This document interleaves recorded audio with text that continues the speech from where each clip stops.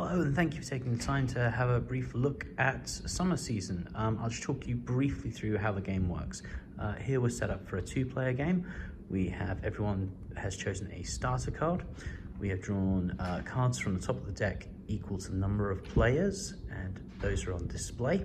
We have also got two objectives which will be scored by each player.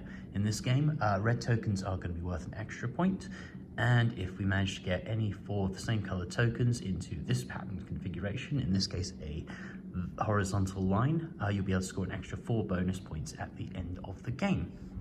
The game is relatively simple. On your turn, you are going to draft one of the available cards. So in this case, we may take this one, and you're going to do one of two things with that card. You're either going to add it to your personal display or discard it to get tokens. To add it to your personal display, you must overlay at least one quadrant of the card, but you can overlay as many as you like. You should never really try to cover up cards if possible. When you place a card, at least one quadrant must match in color. So in this case, the two yellows match. However, you could place the card, say, like so. So it's just the blue matches covering the yellow.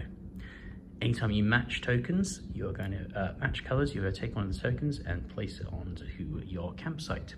This indicates that you've got someone who is prepared to pitch up and pitch their tent into this space here. The next player will then take that card and choose to add that to either their area or discard it for tokens.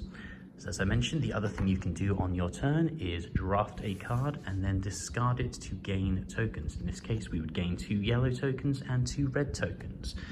Those would need to be immediately added to your current display. So in this situation, probably not the best of ideas. We can add immediately 2 yellow tokens to the cards.